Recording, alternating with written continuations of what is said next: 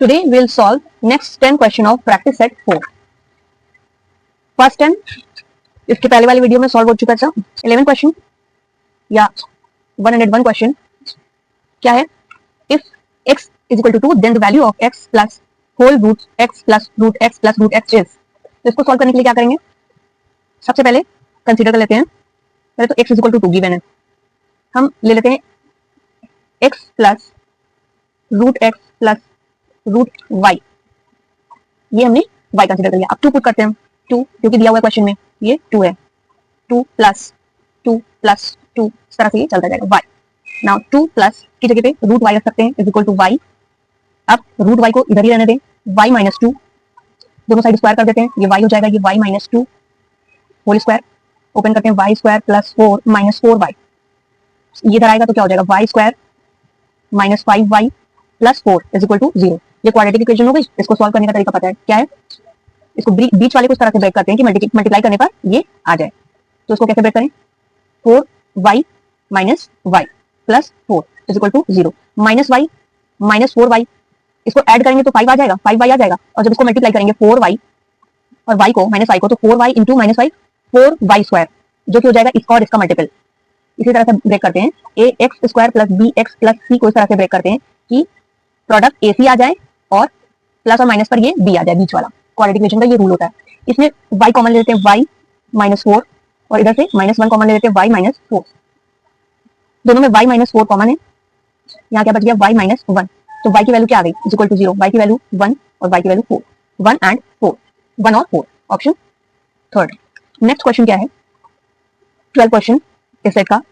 True discount on a bill of rupees 1080 is rupees 180. Find the banker's discount. तो ये simple फॉर्मूले से हो जाता है. बैंकर डिस्काउंट क्या होता है? अमाउंट जितने का भी वो प्रोडक्ट है इनटू ट्रू डिस्काउंट अपॉन क्या? Amount minus true discount. ये फॉर्मूला होता है. सिंपली इस फॉर्मूले में पुट कर देंगे और वैल्यू आ जाएगी 1080 इनटू ट्रू डिस्काउंट क्या है? ट्रू डिस्काउंट क्या है? 180 अपॉन 1080 माइनस 180. हमसे बैंकर्स डिस्काउंट पूछ रहा है तो इसको सॉल्व कर लेंगे. इसको ऐसे रहने देते हैं 180 अपॉन क्या आ जाएगा? 1080 180 009 900. 10 से 10 ये कट किया. 10 से 10 9 9 9 2 18. तो क्या आया? 108 इंटू 2 2 8 16 2 1 2 216. ये आंसर आ गया. बैंकर्स डिस्काउंट कितना हो जाएगा? 216 रुपीज. ऑप्शन 2. अब नेक्स्ट क्वेश्चन क्या है? नेक्स्ट क्वेश्चन है if 4 to the power x plus 2y is equal to 2 to the power 4x plus 10y then y की वैल्यू. ये तो क्लियर दिख रहा है कि इसमें से 2 कॉमन ले लेंगे तो ये भी 4 हो जाएगा. इजीली सॉल्व हो जाएगा. क्या है question? 4 to the power x plus 2y is equal to 2 to the power 4x plus 10y. इसको सॉल्व कर लेते हैं. इसमें से 2 कॉमन ले लेते हैं. 2 यहाँ क्या बचेगा? 2x plus 5y. ये 2 to the 4 power to the power multiply हो जाएगा 2x प्लस 5y. और इधर क्या है? 4 to the power x plus 2y. अब ये बेस सेम है तो पावर को कंपेयर कर लेते हैं. पावर इक्वल कर देंगे. 2y is equal to 2x plus 5y. अब x उधर चला जाएगा और y को उधर ले आते हैं.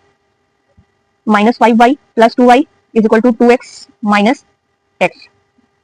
क्या आया? x. ये क्या आया? Minus 3y. हमको y की वैल्यू निकालनी है तो y इज इक्वल टू क्या हो जाएगा? Minus x upon 3. y की वैल्यू आ जाएगी माइनस x अपॉन 3. अब नेक्स्ट क्वेश्चन क्या है? क्वेश्चन है ये फिगर दिया हुआ है. इसमें इक्विलैटरल ट्रायंगल विद एरिया इतना. अच्छा इस ट्रायंगल का एरिया ये दिया हुआ है विद ईच वर्टेक्स. हाँ ठीक है ये सेंटर है. इसका जो ट्रायंगल का जो वो है वर्टेक्स है. ट्रायंगल का जो वर्टेक्स है वो सर्किल का सेंटर है with radius equal to half of the length of the side. और जो सर्किल का रेडियस है वो इस इक्विलैटरल ट्रायंगल के साइड की आधा है. इसका मतलब हो गया सभी सर्किल का रेडियस क्या हो जाएगा? इक्वल हो जाएगा. The area of shaded part is. अच्छा इस शेडेड पार्ट का एरिया हमसे कह रहा है तो जैसे ये इसका पूरे का एरिया दे दिया गया है. अगर इसका एरिया हमको दे दिया गया है, अगर हम किसी तरह सर्किल के एक सेक्टर का एरिया निकाल लें. ये माइनर सेक्टर है ये मेजर सेक्टर है ना. ये सेक्टर है तो इसका अगर हम निकाल लें तो ये भी इक्वल ये भी इसको 3 से मल्टीप्लाई करके और हमारा जो ट्रायंगल का एरिया है उसमें से माइनस कर देंगे तो आंसर आ जाएगा. सबसे पहले तो हमारा क्या एम होना चाहिए कि हमको साइड पता चल जाए इक्विलैटरल ट्रायंगल की. क्यों? क्योंकि हमको रेडियस जानना है. सेक्टर का एरिया निकालने के लिए आर की नीड होगी. तो क्या करते हैं हम 104. ये जो area of triangle equilateral triangle दिया हुआ है 17300. अब फॉर्मूला होता है इक्विलैटरल ट्रायंगल का साइड का square into 3/4 is equal to 17300. Side का स्क्वायर इज इक्वल टू हो जाएगा 17300 इंटू 4 अपॉन रूट 3। इसको सॉल्व करते हैं 17300 इंटू 4 अपॉन अंडर रूट 3 की वैल्यू होती है 1.732, तो 1.73 रख दिया। अब पॉइंट हटा देंगे 17300 इंटू 400 पर लगा देंगे, ये आ जाएगा 173। अब इसको कट कर देंगे, 173 नीचे है, 173 वन जा 100 इंटू 400 बचता है हमारे पास। साइड का स्क्वायर की वैल्यू ये आ गई, हमको साइड निकालना है, तो साइड इज इक्वल टू हो जाएगा रूट 400, 4 टाइम 0, तो साइड आ जाएगा 200। हमारा साइड आ गया। अब ये ट्राइंगल का साइड है, तो रेडियस क्या है इसका, हाफ है अकॉर्डिंग टू क्वेश्चन, तो क्या हो जाएगा, ये 10 हो जाएगा, 100 हो जाएगा। अब हमको क्या करना है, शेडेड पार्ट का एरिया निकालना है। शेडेड पार्ट का एरिया कैसे आएगा, area of triangle minus 3 into formula होता है सेक्टर का, फॉर्मूला होता है पाई आर स्क्वायर थीटा अपॉन 360। यहाँ थीटा की वैल्यू जो होगी सेक्टर, जो सेंटर पे एंगल बना रहा होगा वो वैल्यू रखी जाएगी। जैसे ये सेक्टर बना, तो ये सेंटर से कितना डिग्री का एंगल बना रहा है वो वैल्यू यहाँ थीटा की जगह पुट की जाएगी। वैल्यू रखते हैं 17300, ये दिया हुआ है 3 इंटू पाई की वैल्यू 22/7, आर स्क्वायर मीन 100 का स्क्वायर, और थीटा की वैल्यू 60/360। अब कट कर लेते हैं, 0 से 0 कट हुआ, 6 6 36, फिर 3 2 6, अब 2 है यहाँ पर, इसको पुट करते हैं 17300 माइनस 2 2200, और ये 2 इसको ये अपॉन 7, लेकिन ये 2 50 बना देगा, इसको 50। 17300 माइनस 3.14 रख देते हैं, इसकी वैल्यू 3.14 इंटू 100 इंटू 50। 17300 माइनस ये 100 से मल्टीप्लाई होगा तो पॉइंट आ जाएगा, 314 आ जाएगा इंटू 50। 17300 माइनस मल्टीप्लाई कर लेंगे 0 5 और 20 5 5 6 7 5 15। अब ये माइनस कर लेंगे 17300 15700 0 0 7 6 1 1600 मीटर स्क्वायर। ये आंसर आ गया हमारा, शेडेड पार्ट का ये एरिया आ जाता है, ये शेडेड पार्ट का एरिया आ गया इस क्वेश्चन में 1600 ऑप्शन, शेडेड पार्ट का एरिया आ गया 1600। नेक्स्ट क्वेश्चन क्या है, ये फिगर दिया हुआ है, इसमें given that angle BAC 80 degree दिया हुआ है और ये वाला एंगल 40 डिग्री दिया हुआ है, और BO और CO क्या है, एंगल बाइसेक्टर है, मतलब ये एंगल को बाइसेक्ट करेंगे, 40 डिग्री है तो वो 20 डिग्री हो जाएगा। इसी तरह इधर जो भी एंगल होगा ये 20 डिग्री हो गया। अब ये जो भी एंगल आएगा इसको क्या है, बाइसेक्ट कर देगी। पहले हम क्या करें, इसका एंगल निकाल लें, ये क्या हो जाएगा, किसी भी ट्रायंगल के तीनों एंगल का सम 180 होता है, तो बड़ी इजीली निकल जाएगा। 80 plus 40 is equal to 1 plus x, या ये ट्रायंगल ये वाला मान लेते हैं, x इज इक्वल टू 180 होना चाहिए। x की वैल्यू क्या आ जाएगा, 180 माइनस 120, x की वैल्यू क्या आ गई 60 डिग्री। अब ये x की वैल्यू आई है, अब हमको कितनी चाहिए, आधी चाहिए, तो ये 60 है, तो ये कितना हो जाएगा, ये 30 डिग्री हो जाएगा, 60 है ये कितना हो जाएगा, ये 30 डिग्री हो जाएगा। अब इस छोटे वाले ट्रायंगल में देखें हम, छोटे वाले ट्रायंगल में 20 है, ये 30 है, इसकी वैल्यू कितनी इजीली निकल जाएगी। ट्रायंगल के एंगल का सम क्या होता है, 180 डिग्री होता है, तो 180 minus 50 degree is equal to, ये वैल्यू हमारा आंसर होगा 130 डिग्री, ये हमारा आंसर होगा। नेक्स्ट क्वेश्चन क्या है, from the graph which find which school has maximum number of student and how much. तो ये क्लियरली दिख रहा है कि सबसे ऊपर कौन सा, ये थर्ड है, ये थर्ड जा रहा है, और वैल्यू कितनी है इसकी 120, तो ऑप्शन देख लेते हैं third 120, easy question. Next question क्या है, नेक्स्ट क्वेश्चन क्या है, the inner and outer radii of a circle track are 21.5 metre and 25 metre respectively, the cost of filling in the track at the rate 18 per metre square. क्या है, tilling का मतलब क्या होता है, प्लगिंग करना, तो हमें क्या निकालना है, उस ट्रैक का 18 पर मीटर स्क्वायर के हिसाब से हमको कितना कॉस्ट आएगा पूरे ट्रैक को टिल कराने में, ये हमको वैल्यू निकालना है।